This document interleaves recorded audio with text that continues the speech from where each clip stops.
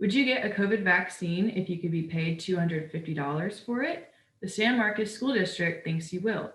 Some folks are nervous about sending children back face to face classes, and college students are moving out of their apartments, but they can't move into their new ones yet. Those stories and more next on Bobcat Report.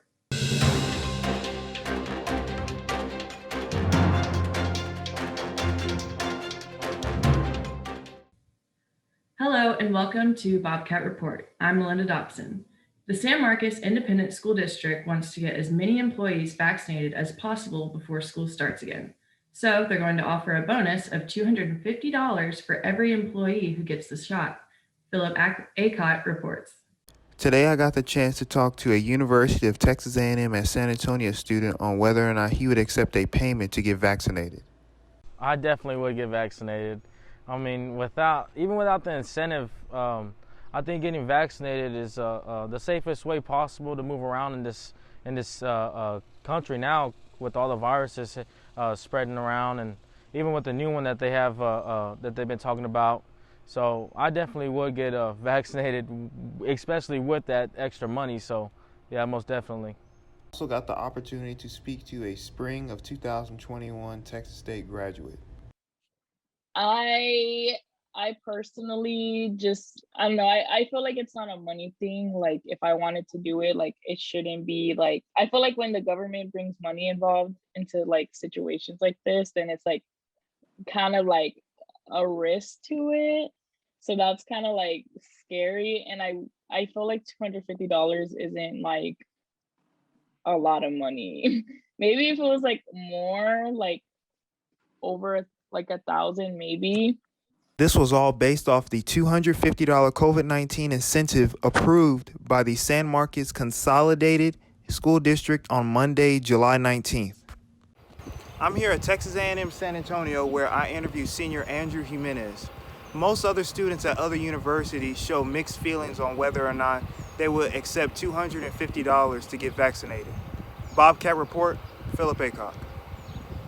Other school districts are also concerned about kids coming back to full classrooms. Lauren Hill has a report from Grand Prairie near Dallas. When the pandemic hit, everyone began to learn and work from home, leaving students to learn online through Zoom and Canvas. Chris Lee, assistant principal of South Grand Prairie High School, believes the return of students to classrooms will help them excel and have some form of normality back in their lives. I'm definitely excited to get kids back on campus. This is where kids need to be. I think this is where they learn the best and where they get the most out of their school experience. We are definitely looking forward to, full capacity at all of our athletic events and our extracurricular activities, because that's what the students thrive, or that's where they thrive. And so we want to see them back in their quote normal setting. Returning back to school might seem to bring a lot of different emotions from students. Dean of Students Brianna Howard had this to say. Some, they did okay and they were fine with being at home, and so they're probably not too happy about the fact that we're not offering a virtual component anymore. So, and then there will be some who are going to be kind of nervous and anxious with the thought of possibly, getting COVID or just the germs and things of that nature. So I think it's gonna be a mixed feeling. Yeah. We don't know. We're just gonna hope for the best and try to prepare as much as we can for anything that's gonna come our way. Because of the no mask mandate, students are not required to wear masks or be vaccinated, but the option is available for students and staff. So the district has stated that we will not require masks. If they want to wear masks, they can. We're not gonna say you can't. But there's no longer. As the school year is close and approaching around the corner, it seems that South Grand Prairie faculty is ready for student return. For Bobcat Report, I'm Lauren Hill. Back in San Marcos, Texas State students are caught in that odd 3-week period. They can move out of the apartments they've been in for the last year, but they can't move into their new place for the coming school year. Megan Buchanan has a story. In general, for year-long leases at student housing complexes in San Marcos, move-out ends July 31st, and move-in dates don't begin until August 14th or later. With this 2 to 3 week gap between each lease, Texas State students are stuck having to figure out where they should go and what they can do. Some students have the luxury to go home and spend some well-needed time with their families. However, whether it be because family lives too far or work preventing students from taking this long of a break, this is not an option for some people. Matthew Velasquez will be without a place to call home for 3 weeks. Yeah, I can't move back home because I've got my job. I wouldn't be able to make money transitioning into a new apartment. I feel like that's important, is needing that extra money to get the materials and supplies you need when moving to a new place. So moving home really isn't an option for me because I have to stay for work. To this day, I still don't know what my plan is. I might stay with my friend for a week, might get an Airbnb for another week, and then might go home for the third week. I'm not sure, but I'm still trying to figure it out at this point. With this being an ongoing problem each year, many students wonder why student housing complexes haven't worked to fix this problem. Essentially, during that time frame that there's a break, it's not because a property is wanting to take your money or just not have you move in. They're trying to prepare and give you the quality content that they're trying to sell to you when you first sign your lease. They're trying to make sure that everything is good and there's no damages, it's not dirty, for example. They're trying to make sure that it's ready for you to move in. So that way, whenever you are moving on the day of move-in, you're not over here trying to put in work orders for broken or damaged items, because the only thing you should be worrying about is getting your keys and unpacking your stuff, rather than worrying about a missing light bulb from your ceiling fan or blinds being broken. Potentially, it's like what could happen, but of course, it can vary with each apartment complex that one signs for. Some complexes will allow for an early move-in, but residents have to agree to move in as is, meaning whatever mess or damages left behind by previous tenants will have to be handled by the new resident rather than the complex itself.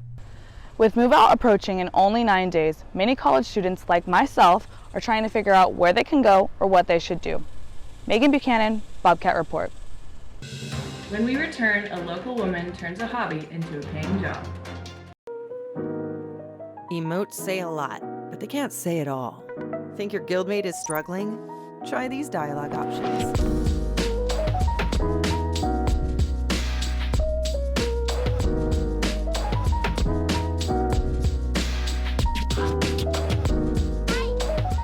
Go beyond emotes. Check in with your guildmates at seizetheawkward.org. We all know that a teacher's job is a stressful one, but what if you could add a side hustle to your work in the classroom? Kayla Banks has a story of a local teacher who is doing just that. Maricela always had a passion to make cakes, but it wasn't until the global pandemic hit that she realized her dream could become a reality. With the stress of teaching during COVID, she began to take her hobby of baking and turn it into her very own small business. Originally, DeLeon Sweet Treats was created to help with stress, but little did she know it would become a huge success. I sat down with her to get some insight on how she managed to juggle teaching and her growing business. So there's like a couple of like long nights too where I would be up till like 3 a.m, like finishing like a cake or like berries and my chocolate hearts, and then I'd have to wake up at 6 and go to school. In the end, all that hard work was worth it, as her business doubled since she first started. Her menu continues to grow with products like breakable hearts, strawberries, and her most popular, her cakes. A loyal customer gives us her reasons why she continues to keep coming back. It's really pretty the way she decorates it, and it's always freshly made. So those are probably the top 2 reasons. With her business on the rise, she is very grateful to have the chance to do what she loves. After the tough year we all experienced, Maricela continues to see the bright side of how her dreams came true. Who knew something good could come out of COVID? DeLeon Sweet Treats continues to thrive. As the holidays are coming up, she anticipates her business to be very busy. Kayla Banks, Bobcat Report. Sometimes adversity can have a silver lining. Shania Belcher says that's the case of Darlene Smith, who lost it all but was made whole again. Darlene Smith suffered a great loss after her apartment caught ablaze, causing her to lose majority of her possessions. John Coker, an active member of her home church, Christian World Ministries, and KENS 5 reporter told her story to Ashley's Furniture Home Store, where they were happy to gift her with brand new furniture completely free. I have an apartment now, and I need everything to go in it. Everything that needs to be for a house, that's what I need. Okay, can you take a deep breath for me? Yes. We reached out to our friends at Ashley Home Store, and they're going to sponsor all of it for you. What? We're excited to be partnering with Ashley Home Store to make that happen for you. Thank you so much. Thank you. Sending a huge congratulations to Miss Darlene on her brand new furniture and her brand new home. Bobcat Report, Shania Belcher. When it comes to certain staples of Texas State University life, we often think of football games, going to Sewell Park, and floating in the river. But Jordan Kretz Adams says there's another local staple that's just the ticket for college students. Located on the corner of North Guadalupe Street and Pat Garrison, just 300 yards from the infamous UAC building, is Bobcat Quickie, a San Marcos gem that has been serving Texas State students and locals alike for over a decade. Since opening their doors in 2010, Bobcat Quickie has been slowly growing as part of the Texas State and San Marcos culture. Their Hispanic flavors and long hours help it to be a success in a growing Texas college town. I sat down with the general manager, Faraz Abu Huwaj, to talk with him about the business. So initially when we first opened, it was actually a really big struggle, and there were some tough times for sure. And then we started seeing a lot of development in San Marcos, and Texas State started increasing students. And I think that's when it finally started taking off, and we had started doing our tacos, our breakfast tacos, and then we opened 24 hours, and I think opening 24 hours was the major boost that we got, and from the Texas State crowds. I spoke with a local Texas State University student about what he likes best about Bobcat Quickie. I think I can get a nice, trusty, reliable meal. It hasn't been a bad experience in my part. They're usually really, really quick, unless there's lots of people that come in at the same time, so you have to kind of time it right. I asked Faraz about what kind of impact COVID had on them as a small business. Right, so COVID was tough. It was a challenge at first because everything went on lockdown, right? And there's just nobody here. There's no students here. Texas State employees were off, so they were at home. That's maybe 80% of our business right there. While everything might not be back to 100%, Mr. Abu Huwaj is happy things are returning back to the way they used to be.